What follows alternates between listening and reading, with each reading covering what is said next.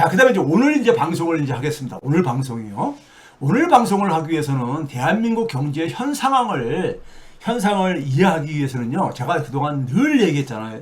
제가 제일 많이 사용하는 개념인데, 경제도 이해하려면 생태계 개념으로 이해를 해야 된다. 특히 우리나라처럼, 우리나라 같은 경제 상황은 지금, 굉장히 많이 망가진 상황입니다.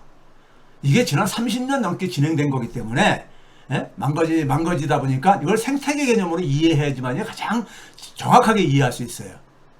그래서 우리가 생태계 개념을 이해할 때 가장 중요한 건 뭡니까요? 생태계를 우리가 쉽게 이해하는 것은요, 먹이사슬 체계를 이해하면 굉장히 쉽습니다. 먹이사슬 체계예요.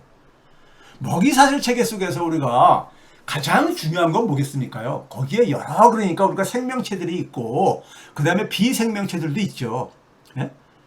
근데 생명체도 그러니까 우리가 식물 같은 것도 있고, 동물 같은 것도 있고, 그렇잖아요. 근데 우리가 자연 생태계를 보게 되면은, 우리가 이 생태계에서 가장 중요한 건 뭐냐면요, 먹이사슬 체계 속에서 가장 밑에 있는 게 뭐예요? 가장 약한 생명체입니다. 힘이 약한. 사실 힘이 없다는 표현도 좀 이제 인간이 가지고 있는 소위 말해서 이 산업 문명의 그 표현이죠. 식물이 결코 약한 생명체는 아니거든요. 근데 하여간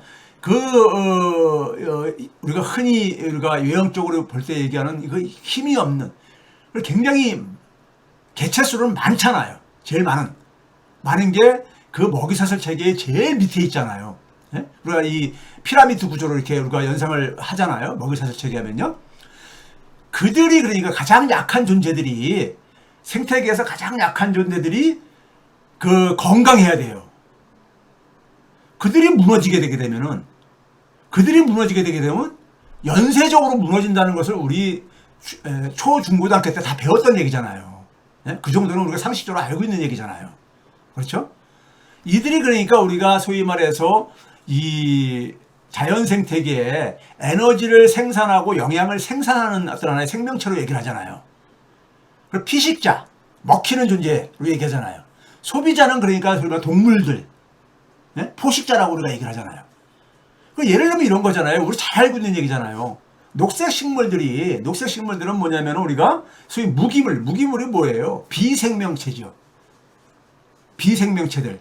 소위 흙, 공기, 물, 이런 것들에서 물과 그러니까 이산화탄소를 흡수해가지고 거기에 빛의 에너지를 이용을 해가지고 빛이라는 에너지를 이용을 해가지고 우리 저 때는 중학교 때 이거 배웠던 것 같은데, 광합성 작용이라고 우리가 배웠잖아요. 물에서 전자분리해서 거기서 산소를 생성하고, 그리고 유기물을 만든다. 대표적으로 포도당을 만들어내고, 이게 소위 양분이죠. 양분의 출발점이잖아요. 포도당이라는 것이요. 그렇죠? 우리가 무슨 탄수화물이라든가 우리가 지방이라든가 단백질에 있어서 출발의 점이 되는 이 양분을 만들게 되면 동물이라든가 소위 말해서 이 포식자들이죠. 동물들이 이 에너지와 산소를 공급을 이제 자기가 소위 소비를 한다는 거 아닙니까요? 흡수를 한다는 거 아닙니까? 그래가지고 동물들의 생명이 그러니까는 유지되고, 그리고 산소를 흡수해가지고 거기서 이산화탄소를 배출하는 걸로 우리 알고 있잖아요. 그 정도로. 그 정도까지는 알고 있잖아요. 그러니까 식물은 이산화탄소를 흡수하고, 그 다음에 산소를 배출해주고, 산소를 동물들이 흡수하고, 산소뿐만 아니라 양분을 그러니까 흡수를 해가지고 동물이 살아갈 수 있게 해주고, 이 양자가 균형을 이루는 것이 자연 생태계가 자연이 유지되는 하나의 우리가 기본 원리라고 얘기를 하잖아요. 생태계의 균형이 이렇게 중요한 것은 에너지 흐름과 영양이 잘 순환을 할 수 있기 때문에 이걸 얘기를 하잖아요. 근데 우리가 이 기후 변화 위기로 인해 가지고 이 식물들 그러니까 대표적으로 수목 같은 경우들이 많이 그러니까는 감소하고 있다는 거 아닙니까? 멸종되고 있다는 거 아니에요. 그래가지고 우리가 흔히 말해서 이 생태계의 위기가 오고 있다는 얘기를 제가 과거에도 제가 이런 그림을 통해서 보여드렸었잖아요. 우리가 현대 산업문명의 세계관은 계몽주의라는 사상에 기초하고 있고, 이 계몽주의 하니까는 그 계몽됐다는 얘기가 또 떠오르네요. 내란 세력들의. 계몽주의라는 게 뭐예요? 자연을 그러니까 사실 이용이라는 것을 영어로는 exploitation, 착취라는 말이 있죠. 자연을 그러니까 이용 대상으로 설정하는 거잖아요. 계몽주의에서는요. 인간의 이익을 위해 가지고 이용 대상으로, 예? 우리가 사람과 사람 간의 관계에서 남녀 간의 관계 속에서 이용 대상으로 한다. 이건 굉장히 우리가 부정적인 이미지고 굉장히 우리가 바람직하지 않은 어떤 관계잖아요. 그렇죠? 지속될 수 없는 관계잖아요. 근데 우리가 인간이 자연을 그러니까 자연이라는 것을 이용 대상으로 설정한 게 계몽주의죠. 산업 문명의 기본적인 하나의 세계관이죠. 그걸 통해 가지고 자연을 이용을 해가지고 인간의 이익을 그러니까 극대화할 수 있다는 거죠. 그게 바로 이제 유토피아를 건설할 수 있다는 이런 사상이잖아요. 그러니까 인간이 자연을 이용 대상으로 보니까 이 자연은 그러니까 처음부터 파괴될 수밖에 없었던 운명이었던 거예요. 근대 산업 문명 속에서는요. 예? 그게 예정되어 있었던 거잖아요. 아니, 인간관계에서 이용 대상으로 관계가 돼보세요. 그럼 상대방은 어떻게 됩니까? 계속 이용 대상이 되는 한은 파괴가 되죠. 같이 공존이 안 되는 거죠. 공존이 안 되는 거잖아요. 그렇죠? 공존과 공동번영이라는 게 안 되는 거잖아요. 그렇죠? 그런 점에서 우리가 지금 겪고 있는 자연 생태계의 자연 생태계의 훼손은 균형 파괴는 예정되어 있었던 거예요. 근대 산업 문명의 사상인 세계관인 계몽주의에 기초해서는요. 여기 속에서 그러니까 우리가 되게 뭡니까요? 자원과 에너지를 많이 소비해가지고 인간이 필요로 하는 물자들을 만들어내는 방식. 그게 산업화죠. 제조업이라는 것이 결국 그러니까요. 자원을 이용을 해가지고 인간이 필요로 하는 물자를 만드는 게 제조업이잖아요. 예? 자원과 에너지를 이용을 해가지고 우리가 어떤 인간이 필요로 하는 자동차도 만들고 옷도 만들고 이런 게 이게 산업화잖아요. 제조업이잖아요. 그 다음에 뭐냐면 서양의 농법이라는 것은 기본적으로, 예? 미국 농법 보면 딱 보이죠. 미국이 농업에 있어서 노동 생산성, 1인당, 이 토지 생산성, 일정한 면적에서 나오는 농업 생산량은 그렇게 높은 나라가 아니에요. 저기 유럽보다도. 예? 그런데 땅을 굉장히 많이 사용을 하죠. 이걸 조박농업이라고 하죠. 그러니까 경지를 많이 확장을 해가지고 그러니까는 이 농업 생산량을 증가시키는 방식. 이게 그러니까는 동양하고 서양하고 좀 차이입니다. 동양은 굉장히 집약농법이 있었죠. 토지를 집약적으로 이용하는. 그리고 이제 이 결과로 인구가 폭발적으로 증가했잖아요. 인구가 폭발적으로 증가하니까는 소비가 증가하고 또 생산을 또 계속 더 증가시켜야 되고 이게 결국 온난화를 만들었다는 거 아닙니까? 오버히팅에 지구를 과열시키고 이 속에서 생물의 서식지가 줄어들게 되고 그 결과로서 생물의 서식지가 줄어들 때 가장 타격을 보는 게 뭐냐? 희귀종들. 희귀종이라는 게 무슨 뜻이에요? 개수가 적은 걸 얘기하는 거잖아요. 그만큼 그러니까는 번식력이 약하다는 이런 것을 의미를 갖고 있는 거잖아요. 희귀종이 제일 많이 줄어들지요. 그러니까 생물 다양성이 감소하게 되고 생물 다양성이 감소하니까 당연히 뭐냐면은 바이러스나 이런 것들이, 예? 세균들이 다른 쪽으로 이제 심지어 인간 쪽으로 넘어오는 거잖아요. 질병의 전염의 위험성이 증가하고 그리고 뭐냐면 또 이제 이 자원을 많이 소비하고 에너지 많이 쓰면서 CO2가 이산화탄소에 대한 이 흡수력도 약해지죠. 이게 숲이라는 게 그런 걸 하고 그러는 건데요. 그러니까 지구가 더 뜨거워지니까 빙하가 유실되면서 또 이제 온난화가 더 증가되어지고 이게 이제 바다의 온도도 이제 증가시켜가지고 해양 생태계를 약화시키고 해양 생태계에서도 뭐가 제일 타격 받습니까? 플랭크톤이라든가 제일 그러니까 해양 생태계의 가장 밑바닥에 있는 먹이사슬 체계 속에서 있는 게 뭡니까? 플랭크톤이라든가, 예? 식물성 플랭크톤을 비롯해가지고 플랭크톤이라든가 아니면 산호 같은 이런 것들이 가장 타격을 보잖아요. 예? 그래가지고 해양 생태계도 마찬가지 약화되는데 항상 생태계가 그러니까는 약화되는 출발점은요 가장 약한 생명체들을 그러니까는 공격받았을 때 이게 문제가 생깁니다. 그 결과로 대형 산불이라든가 극단적인 기상현상이 막 일어나는 거 아니에요. 그게 온난화를 더 가열시키고, 예?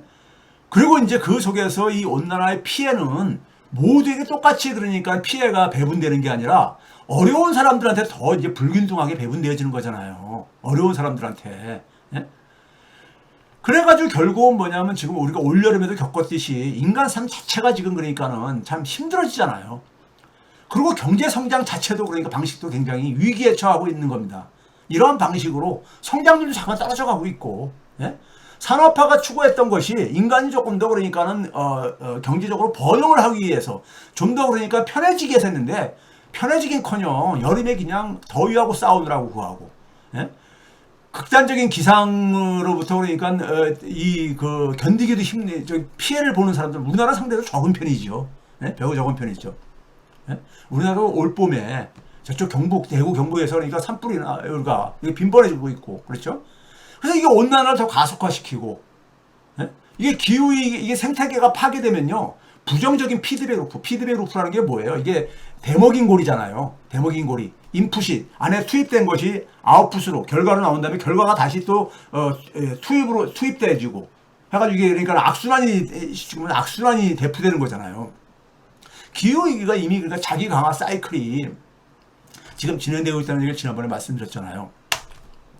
대한민국 현 상황이 어떠냐? 이것도 생태계 개념으로 이해하면 딱 맞아요.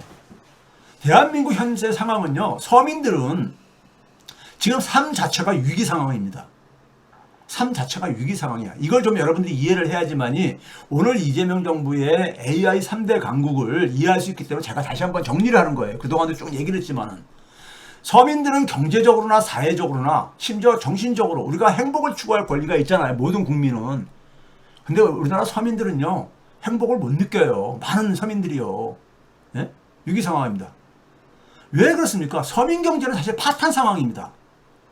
소득이 감소하고 있는 상황이에요. 실제 소득이요. 그 결과 세계 최고의 소득의 양극화가 세계 최고 수준입니다. 네? 최고 수준이야. 그러다 보니까 여러분들 이 불평등이 심해지게 되면요. 가계부채가 굉장히 증가할 수밖에 없고 증가하면서 동시에 굉장히 악성부채가 증가합니다. 악성부채라는 건 뭐냐? 빚을 상환할 능력이 없는 사람들의 부채가 증가를 해요. 빚을 상환할 능력이 없는 사람들이. 우리나라는 이 가계부채가 더군다나 부동산하고 연결돼가지고 부동산에 다 이제 이게 그러니까는 자산이 그러니까 묶여버리는 가계부채와 부동산에 늪에 빠져있죠. 대한민국 선진국가에서 우리나라 같은 나라가 없어요. 예? 부동산에 가계부채가 다 이렇게 묶여있는 이 세계 최고의 불평등은 이게 저출산의 핵심 원인이고요. 저출산은 바로 고령화와 또 다른 같은 말이고요. 그러다 보니까는 우리나라가 세계 최대의 자산과 소득의 격차를 보인다 했잖아요. 거의 10배에 가까운 전 세계에서 최고라 했잖아요. 전 세계에서. 선진국뿐만 아니라. 그리고 이 저출산 고령화가 결국은 노동 생산성을 저하시키고 성장을 둔화시키고 그 일자리 생태계가 붕괴되어지는 일자리 생태계에서 특히 누가 타격을 보느냐? 누가 타격을 봅니까요? 서민들하고 연령층에서는 되게 보게 되면은 취약층이 누구예요? 청년들하고 사회에 이제 진입을 해야 되는 이런 층들이 주로 타격을 보고 있잖아요. 일자리 생태계 붕괴되고요. 지금 우리가 대한민국 현 경제 상황은 굉장히 위기 상황입니다. 그러다 보니까 앞에서 얘기했듯이 10대, 20대들이 너무 힘들어가지고 허무하다 이거예요. 이게 희망이 없으니까는. 희망을 고대하기 힘들다 보니까 허무하다. 이게 요즘 10대, 20대들이 공감하는 가장 키워드라고 하잖아요. 허무. 예? 여기다가 기후위기까지? 참 진짜 절망스럽다 이거죠. 자, 우리나라 사람들이 이번에 여러분들 기후정의 행동이 있었죠. 9월 27일이니까는 9월 27일이면 우리가 금요일입니까? 저기 광화문에서 있었던 걸 알고 있는데 기후정의 행동이라는 것은 결국 여러분들 알다시피 지금 기후변화 위기에 대한 심각성을 그러니까는 알리기 위해서 지금 그러니까는 최전선에서 지금 어쨌든 간에 국민들을 그러니까 같이 국민들과 함께 하기 위해서 지금 나서고 있는 분들이잖아요. 여기에 요구사항 중에요. 요구사항이 뭐가 있었는지 아세요? 사회적인 약자 권리를 보장해야 된다. 6개의 핵심 요구사항에 그게 있었어요. 네? 모든 생명의 존엄뿐만 아니라 기본권이 보장돼야 된다. 모든 생명의 기본권이. 사회적 약자 권리를 그러니까 특히 사회 공공성을 강화를 통해 가지고 제가 평상시 얘기하는 사회소득과 사회금융 강화 이게 결국 누구예요? 사회적 약자의 경제적인 권리를 그러니까 강화시키는 방법이잖아요. 그러니까 생태계 관점에서 보는 사람들은 결론이 같아요. 이분들은 경제를 그러니까는 보고선 얘기하는 게 아니잖아요. 생태계를 이해하면 이런 결론이 나와요. 그러니까 모든 분야에서 자기 나름대로 그러니까는 한 음모를 제대로 파게 되면 다 만나요. 만납니다. 그럼 우리나라의 경제와 사회 생태계가 붕괴된 결과가 뭐냐? 제가 그러잖아요. 사회가 없다. 우리나라는 사회가 붕괴돼 버렸다 이거예요. 대표적인 말이 뭐예요? 각자 도생이잖아요. 사회라는 것은 함께 살아가는 집입니다. 함께 살아가는 집이야. 집이 있다면은 왜 그러니까 우리가 각자 도생을 해요? 예? 같이 그러니까는 슬픔과 기쁨을 같이 그러니까 공유하지요. 예? 즉 뭐냐면 사회 공동체가 없다는 얘기예요. 부재하고 해체가 됐다는 얘기잖아요. 예? 각자 도생이 우리가 많은 사람들이 그러니까는 공감을 한다는 얘기는요. 이건 뭐냐? 우리가 공사 문제를 얘기하잖아요. 공이라는 건 뭐예요? 사회를 얘기하는 거죠. 사회와 개인, 인간은 뭐냐면은 개인적인 삶도 있지만 사회적인 삶도 있잖아요. 사회적인 그러니까 우리가 동물로서 삶의 방식을 선택한 순간 인간은 그러니까는 사회로부터 자유로울 수가 없는 겁니다. 사회적 존재로서요. 예? 그거 싫은 사람들은 저기 무인도 가서 혼자 살면 되는 거예요.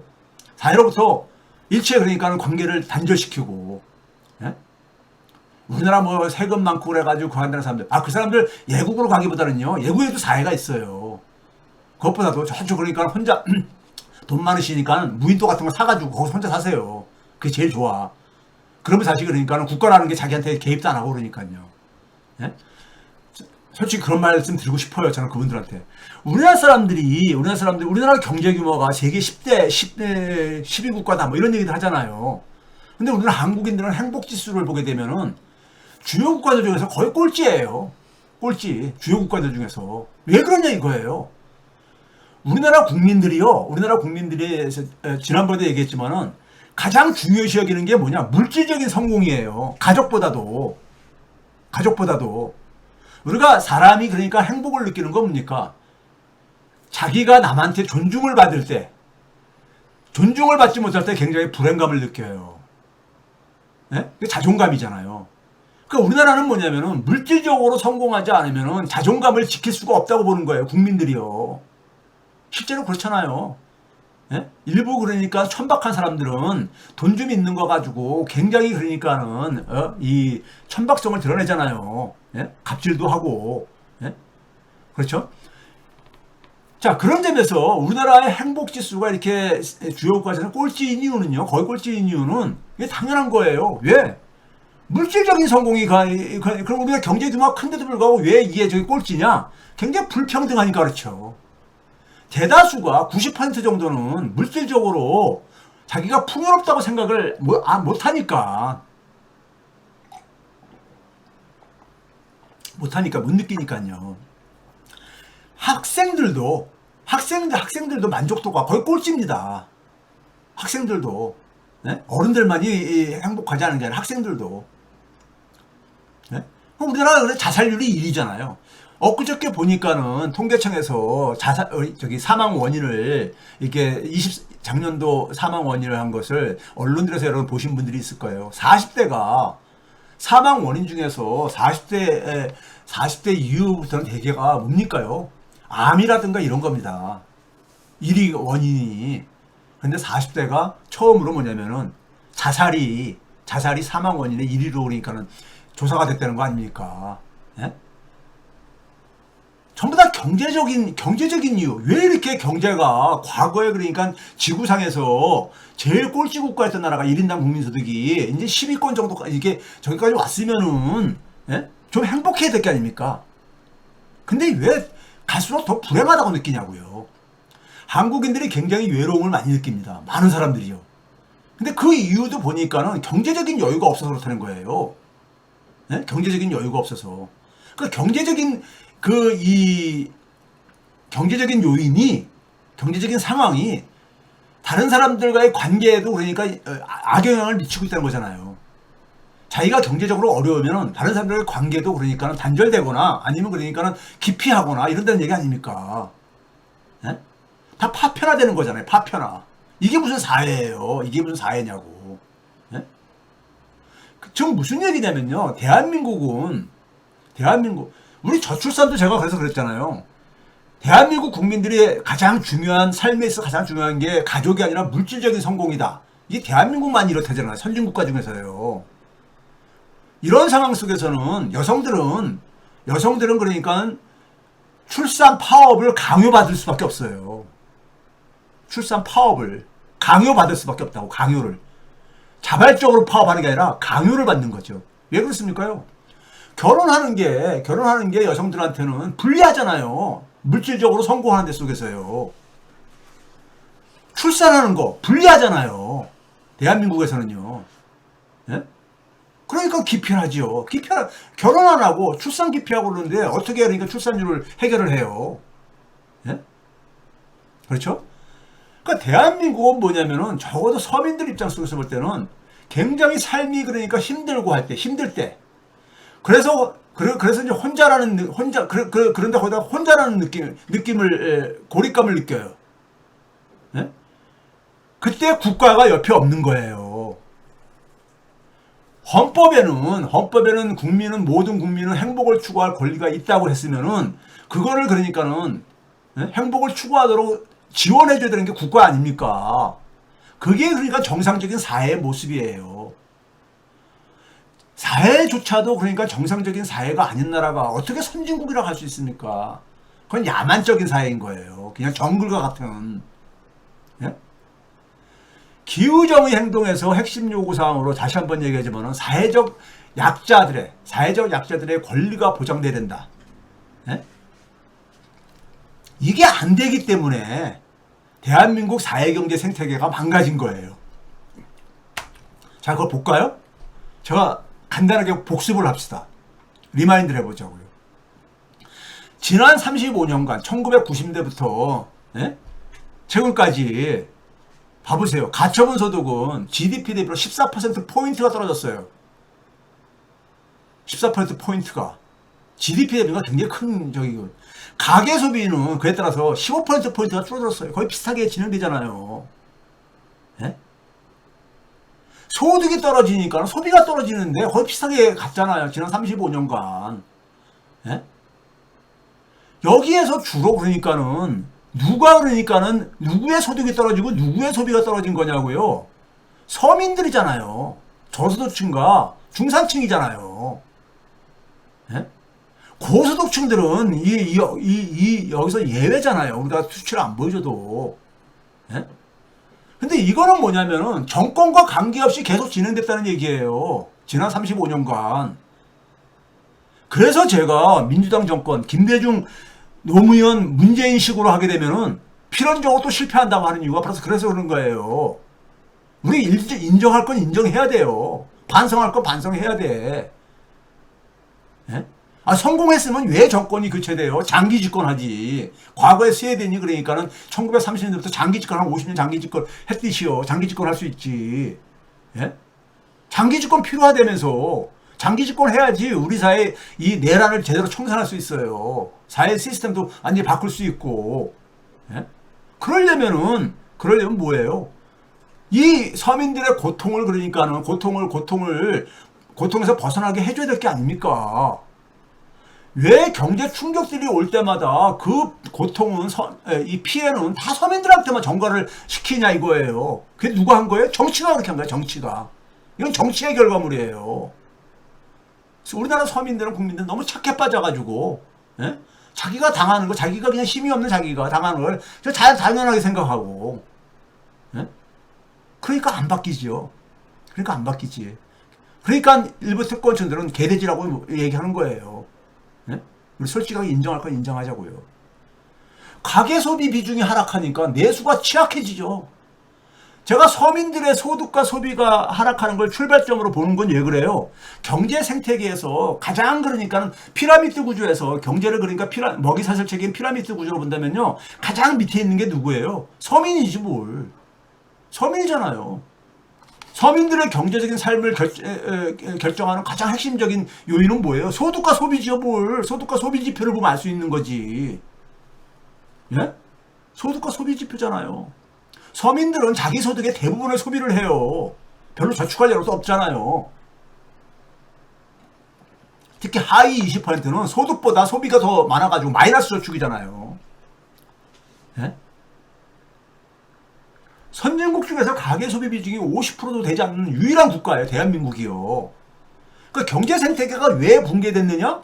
35년이나 진행됐는데 이게 안 붕괴돼요? 예? 정권 한 5년 동안에 진행된 게 아니라 35년 동안 진행된 거라니까 이게요. 예?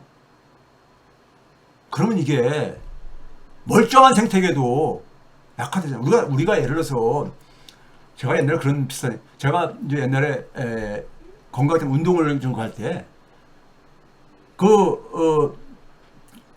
이 피트니스 센터에 코치가 젊은 친구가 몸 좋고 운동선수 출신인데 오토바이 타고 다니다가 교통사고 난 거예요. 택시한테 부딪혔더라고. 그래서 병원에 입원을 했어요. 입원했는데 좀 크게 다쳐가지고 6개월을 입원을 했어요. 그 몸 좋은 근육질의 젊은 친구가 6개월을 누워있어 보세요. 누워있으면 근육이 다 흐물흐물해지죠. 예? 아무리 운동선수라도. 예? 6개월 만에 그렇게 되더라고요. 그런데 경제가 35년간 이렇게 진행됐다고요. 경제 생태계가 붕괴 안 되는 게 더 이상한 거죠. 이게 출발점이에요. 왜? 피라미드 구조의 제일 밑에 있는 부분이거든요. 이게 서민들의 소득과 소비가요. 그러니까 가계 소비가 취약해지니까 자영업이 붕괴되죠. 이 오렌지 색깔이 자영업자의 소득이 그러니까는 급여 생활자 대비 소득의 수준이 떨어지는 이 속도 봐보세요. 속도 봐보시라고. 속도가 이게 35%도 안 돼. 정규직하고 비정규직도 한 55% 안팎은 돼요. 근데 이거 35%도 안 돼. 이런 양극화는요, 세계 어느 나라에서도 볼 수가 없는 양극화야. 예? 초양극화죠. 초양극화. 왜 그래요? 자영업은 가게가 소비를 해줘야 돼. 특히 누가? 서민들이. 고소득자는 백화점에서 수입 명품들 소비하지만은 지역에 있는 서민들은 대개 그 지역에 있는 소상공인들이 대개 만들고 파는 물건들을 대부분 소비하잖아요. 거기에 대해서요. 자영업 붕괴 안 되는 게 이상한 거지, 오히려. 예? 이 문제 해결 안 하고선요, 자영업 아무리 지원해줘봤자 해결 안 돼요. 맨날 금융 지원해줘가지고 빚만 늘리지. 경제는요, 이거 단순한 거예요. 어렵게 얘기하는 사람은 그 사람이 제대로 경제를 이해를 못하고 지도 무슨 얘기하는지 모르고 떠드는 사람입니다. 예? 자기도 무슨 얘기하는지 모르고 떠드는 사람이에요. 전문가라 하더라도요. 예? 이거 이해하는데 어려워요? 제가 지금 얘기하는 거? 자, 지금 현재 결과가 어떤지 아세요? 35년간 동안에 1990년대 10년간, 2000년대 20년간, 그리고 최근에 윤석열 정권 3년 동안에 어떤 일이 일어났냐? 파란색이요. 하늘색이 임금 노동자. 우리 대부분은 임금 노동자죠. 임금 노동자의 한 2천만 명 되는 임금 노동자의 연평균 실질소득 증가율이에요. 90년대 10년은 1년에 한 4.3%씩 소득이 올라갔었어. 실질소득이. 근데 2000년대부터 한 20년간은 1.5%로 거의 얼마니까 3분의 1 토막 나잖아. 3분의 1 토막. 최근 3년 윤석열 때는 사실상 멈춰버렸어. 이게 제가 그래서 0%로 가면은 진짜 0% 해야 할까봐, 예? 소수점 좀 길지만은 제가 소개한 거예요. 0.002%니까. 사실상 0%잖아요. 반올림하게로 표현한다면은. 예? 멈춰버린 거예요. 급여생활제들에. 여러분들 급여생활자들 중에서, 예? 직장 생활 하시는 분들 중에서 자기가 그러니까는 그러니까 뭐 한 300만 원 밑에 버는 사람들 거의 소득 멈춰있잖아요. 지금요. 물가 상승 빼면은요. 오히려 줄어드는 사람들 많어. 이게 평균이기 때문에. 이거 평균이거든요. 평균. 고소득자까지 포함된 평균이라고 이게. 근데 자영업자는요. 더 끔찍해. 2000년대부터 이미 그러니까 실질적으로 줄어들기 시작했어. 자영업자는. 2000년, 20년 동안에 1%씩 매년 줄어들어 온 거예요. 매년 줄어들어 온 거야. 그러다가 최근 3년에는 3%가 넘어 떨어지는 속도가. 예? 우리나라 대부분 사람들, 서민들이 모습이 뭡니까? 예? 급여생활자, 어디 직장에 취직하고 있는 사람, 아니면 자영업자잖아요. 예? 그렇지 않아요? 이게 평균이거든요, 평균. 평균이라는 건 제가 뭐랬어요? 50%보다 더 많은 사람들이야, 통계적으로요. 이게 대한민국 서민의 지금 현재 모습이야. 이게 어떻게 되든 35년간 경제 생태계가 붕괴되면서 온 결론이에요. 이거 직시 못하면은요, 이거 한국으로 통계 다 계산한 겁니다. 이거 직시하지 못하면은 직시하고선 정책을 만들지 못하면요. 어떻게 성공합니까? 어떻게 성공을 해? 나는 그 성공할 수 있다는 그럼에도 불구하고 잘할 거야. 난 이런 사람들 보게 되면 소위 말해서 뭡니까요? 희망 고문하시는 거야. 자기 자신을. 희망 고문이지 뭐예요? 잘 될 거야. 이런 얘기 하는 거잖아요. 네? 그렇지 않아요? 자, 그런 점에서 그 결과가 뭐예요? 소득이 초양극화되고 불평등이 굉장히 심해진다는 거잖아요. 그러면서 우리나라가 외환위기 이후에 금융 중심으로 월가가 요구한 대로 금융시장 다 개방하고 그렇게 되면서 금융이 막 금융성장 중심의 성장을 했잖아요. 금융성장이라는 게 뭐예요, 여러분들이요? 제가 학생들 가르치면서 그래요. 여러분들 기업이 성장한다는 건 뭡니까? 그러면 기업은 영리를 추구한다는 얘기는 돈을 많이 벌기 위해서 수익을 많이 내기 위한 거잖아요. 이렇게 돼 있어요, 경제학책에서요. 근데 성장이라는 것은 뭡니까요? 성장이라는 것은 기업의 규모가 커지는 거잖아요. 기업의 규모가 커진다는 얘기를 나타내는 대표적인 지표가 뭡니까? 매출액 증가잖아요. 매출액 증가. 시장 점유율이 계속 증가를 해가지고 내가 2등이었었는데 시장 점유가 1등이 되거나 이렇게 되는 게 그 기업의 성장을 나타내주는 대표적인 지표잖아요. 그럼 은행의 성장은 뭘까요? 은행의 규모가 커지는 건 바로 뭐예요? 은행의 자산 규모가 커지는 거잖아요. 은행은 대개 고객의 돈을 가지고 돈놀이 하는 애들이잖아요. 고객이 돈놀이 한다는 얘기는 뭐예요? 고객이 돈을 받아가지고 그 돈을 가지고 대출을 한다거나 은행 같은 경우 돈놀이 하는 거잖아요. 이게 바로 뭡니까? 대출은 은행의 자산이잖아요. 대출이 많이 증가한다는 얘기예요. 대출이. 그래서 금융이 성장한다는 얘기는요. 그 사회의 총 부채가 증가한다는 얘기인 겁니다. 총 부채가요. 사회의 부채화예요. 그래서요. 제가 표현하는 게. 경제의 금융화는 사회의 부채화입니다. 그렇잖아요. 금융이 성장한다는 얘기는 돈놀이를 많이 한다는 얘기고 돈놀이의 대표적인 게 대출이잖아요. 네? 사회의 부채화예요. 채무화.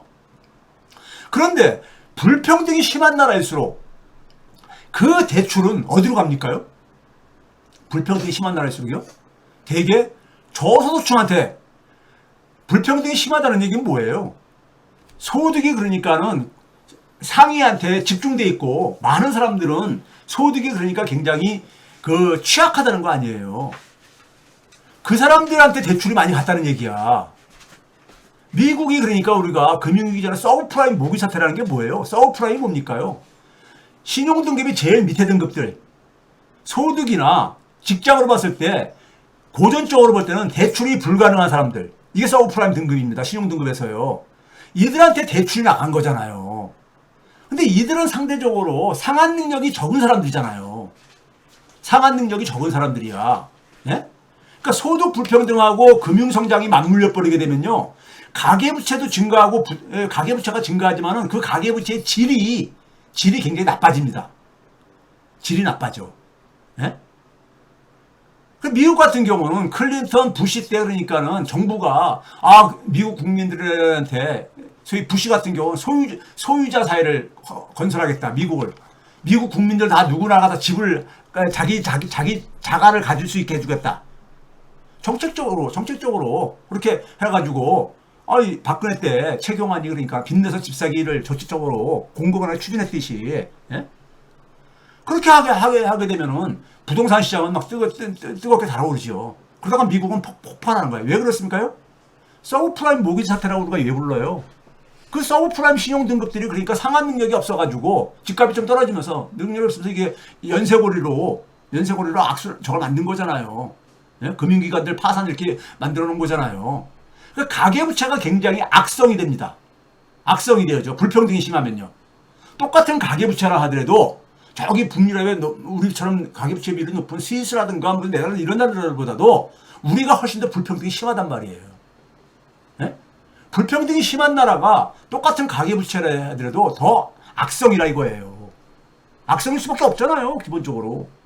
거기다가 우리나라 가계부채는 대부분 부동산 자산으로 연결됐잖아요. 이 가계부채의 규모가 커지면서 소비를 억압하지. 네? 소비를 억압하고. 이 가계부채가 증가하면 원리금 상환 부담이 증가하니까요. 부동산 자산은 금융자산과 달리 예? 유동성도 낮잖아. 현금화가 어렵잖아요. 예? 그러니까 소비도 그러니까 고령층들이 그러니까 자기 집 하나 갖고 그거에 묶여가지고 어쩔 줄을 몰라 하면서 그냥 대부분이 예? 주택연금도 연결 안 시키고 하면서 거기에 묶여 있는 거잖아 그냥요. 이렇게 내수가 가계 소비 지출 비중이 줄어들면요. 자 이게 뭡니까요? 저기 오렌지 색깔이요. 부모가 65세 이상 취업자예요. 소위 말해서 65세면요 다 은퇴하는 대부분이 은퇴를 합니다. 소위 말해 자격증 가지고 의사라든가 변호사 이런 사람들이 이분들도 많이 은퇴를 하죠. 근데 교수도 심지어 은퇴를 하는 나이에요. 65세는요. 65세 이상 취업 일자리라는 건 뭐예요? 되게 정부가 만들어주는 공공근로 일자리예요. 대부분이요. 예? 아니면은 그러니까는 어디 가가지고 참 진짜 예? 소위 말해서 알바 정도 그러니까는 좀 운이 좋으신 분들은 예? 어디 뭐 택배 이런 거 우체국 택배 이런 거 연결해서 하시는 분들 이게 대부분이잖아요. 65세 이상 일자리 분의 청년층 일자리의 비중이에요. 이게 우리나라는 일이 무너졌어 작년에. 작년에 일이 무너졌어. 90대 초만 하더라도 9배가 넘었어요 청년들이. 이게 정상적인 사회잖아요. 예? 청년들이 그러니까는 고령층보다 일자리가 많은 게 정상이잖아. 그것도 한참 많아야죠. 예? 근데 이게 뭐하고 이게 가냐? 소비가 줄어드니까 일자리도 줄어드는 거예요. 일자리도 좋은 일자리도 그러니까요. 예? 줄어들죠. 당연히요. 상관성이 95%나 되니까. 일자리 생태계가 약한다는 게 뭐예요? 고용이 불안하다는 얘기잖아요. 불안하니까 사람들은 뭐예요? 부동산 재테크에 올인을 하지. 예?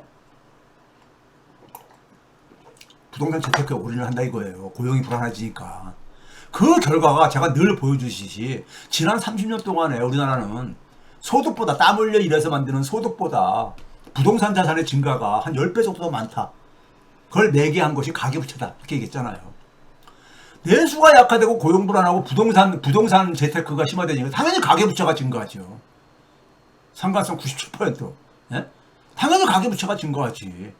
가계부채 증가하니까 원리금 상환 부담이 증가하니까 소비가 또 억제되지. 그래서 이게 소위 자기 강화, 아까 생태계의 자기 강화 사이클이 이렇게 형성됐다 그랬잖아요. 부정적 피드백 루프요. 예? 똑같잖아요. 생태계로 보면요. 똑같아요. 기후변화 위기로 지금 자연 생태계가 망가진 거나 한국 경제가 사회경제 망가진 거나 똑같아요. 예? 그 문제의 근원은 뭐냐? 이게 내수약하고 가계부채를 연관시키면 똑같이 상관성이 97% 나와요. 왜 그러냐? 출발이 제가 뭐랬었어요? 서민 가계 이기거든. 서민 가계가 왜 소비가 줄어들었냐? 소득이 줄어들었지. 소득이 타격을 입었으니까. 그게 결국은 고용불안, 부동산 재테크, 가계부채 증가로 이어진다 왔다 이거예요. 이거 알면은 원인을 해결해야 될 거 아닙니까? 우리가 어떤 안 좋은 질병에 걸렸어. 그러면 실력 좋은 의사는 뭡니까요? 그 병의 근원을 찾아내죠. 근원은 뭐예요? 서민들의 경제력이 약화된 거야. 소득과 소비 기반이 약화된 거야. 그럼 그걸 해결을 해야지. 그거 해결 안 하면요 백약이 무효야. 엉뚱한 거 가지고 잠깐만 저기 약을 처방해봤자 뭐예요? 예? 부동산 저기 못하게 이런 거만 가지고 이거는 그러니까는 그 격가지로 나오는 것들이잖아요. 경제 생태계가 붕괴하면 당연히 다른 생태계, 사회 생태계도 붕괴합니다. 사회 생태계의 가장 대표적인 지표가 뭐냐? 인구죠, 인구. 저출산에 그러니까 가장 커다란 요인으로 그러니까 이게 양극화라고요. 아니 일자리가 없는데 어떻게 결혼을 해? 어떻게 애를 낳아? 예? 소득이 취약한데, 예? 당연히 이게 상식이잖아. 근데 우리나라 저출산 대책에서 역대 정부가 소득 불평등을 접근한 거 본 적 있어요? 민주당 정권도 이거로 접근 안 해. 무슨 일가정 양립 이런 것만 가지고 하잖아요. 난임 부부 수술하는 거 비용 지원해주고 이런 걸로요. 근본 원인은 그러니까 놔두고, 예? 근본 원인은 놔두고. 그러니까 되게 그런 거는 누가 혜택을 보느냐. 그래도 상대적으로 여유가 있는 계층들한테 되게 혜택은 돌아가. 예? 그런 대책은요. 그러니까 원인을 그러니까 핵심 원인은 그러니까 쭉 외면하고 엉뚱한 거 가지고 하니까는 효과를 못 보는 거지 정책이. 예? 이재명 정부요. 제가 이거 한두 번 얘기한 겁니까? OECD에서 우리나라 출산율이 꼴찌인 거는, 예? 꼴찌인 거는 우리가 다 알려진 얘기잖아요. 소위 말해서 자살률 1위, 출산율 꼴찌, 뭐 이런 것들 우리가, 예? 뭐 노인 빈곤율 1위, 우리나라가 OECD 국가에서 이런 거에 대해서 우리나라 소위 말해서 재벌들, 대기업들을 그러니까 대변하는 연구원들에서는 다 외면들 하잖아. 이런 건 외면을 해. 예? 외면을 한다고. 왜 외면을 해? 이거 하려면은요, 불평등 해결해야 되거든. 예? 불평등 해결해야 되고, 그럼 노동의 권리를 보장해줘야 되거든. 노동의 권리를 신장시켜줘야 되거든. 그건 뭐냐면 자본들이 예, 이익 추구에 예? 방해가 되니까. 이런 얘기 안 하잖아요. 이런 관심 없잖아요. 예? 우리나라 이 조중동 언론이라든가. 저출산과 고령화는 동전의 앞뒷면이라 했잖아요. 왜 그렇습니까? 고령화라는 것이 전체 인구 중에서 65세 이상의 인구가 차지하는 비중인데 65세 이상은 갈수록 그러니까 의료기술 발달로 오래 살아. 근데 분모는 뭡니까? 출산율이 결정하는 거잖아요. 전체 인구 이거는 기본적으로. 예? 그러니까 고령화되면 당연히 노동 생산성이 떨어지지. 노동 생산성이 떨어지죠. 예? 그러나 노동력이 갈수록 고령화될수록 생산성은 떨어질 수밖에 없는 이게 상식이잖아요. 젊은 사람들이 가는 것보다. 그러니까 당연히 생산성은 성장률에 있어서 가장 핵심적인 변수인데 당연히 떨어지지. 예? 성장률을 올리고 싶어? 그럼 뭘 해야 돼? 청년들의 일자리 많이 구해야죠. 예? 앞에서 지금까지 얘기한 것들 서민들의 소득과 소비를 시키지 않으면 성장률 못 올려요. 지금까지 쭉 이걸 제가 이렇게 쭉 단계적으로 쭉 이렇게 말씀을 드렸잖아요. 여러분들이 이재명 정부가 이거 인식 못하고 이거 제대로 안 하면요. 그래도 계속 제가 지금 반복해서 얘기를 하는데 안 하면은요. 그래서 저도 이제 지쳐요. 지치면 제가 뭐 한 거라? 포기한 거다 이거예요. 포기한 거다 이거예요. 그때 가서 뭐라고 하지 마세요. 왜 이재명 지지했냐고. 자, 이거 봐보세요. 그래서 생산성이 떨어지니까 경제 전환율 떨어지죠. 당연히요. 떨어지죠. 예? 우리나라가 자산소득 격차가 제일 높은 나라라 했잖아요. 이거 출산율랑 밀접한 관계 있거든요. 고령하고 관계도 있고. 예? 그 다음에 우리나라 이거 봐보세요. 자산하고 소득의 격차가 하고 국가의 자산소득 격차가 거의 같이 움직이는데 예? 우리나라는 가계의 소득은 안 증가하고 소득의 증가율은 낮고 부동산 자산만 계속해서 가격이 올라가니까 이게 그러니까 높을 수밖에 없는 거죠. 전 세계 최고로. 예?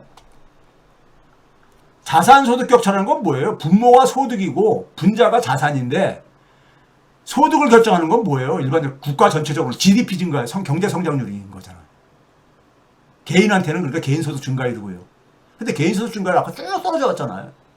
급여 생활자든 자영업자든 간에. 근데 부동산 자산 가치는 집값은 계속 올라가고. 그러니까 이 값이 올라가 자산소득 격차가 커지지. 전 세계에서 제일 크지. 이게 봐보세요. 이게 제가 여러 번 보여드렸잖아. 자산소득 격차가 우리나라가 전 세계 최고라니까. 예? 중국은 9도 안 되는데 중국보다도 높고, 예? 미국, 일본은 저리 가라 할 정도고요. 지난 30년간에 제일 빠르게 증가했다 이거야. 제일 빠르게. 한 5.5도 안 되던 것이 거의 수배로 우리가 증가한 거예요. 지난 30년간 제일 빠른 속도로 예? 증가했다 이겁니다.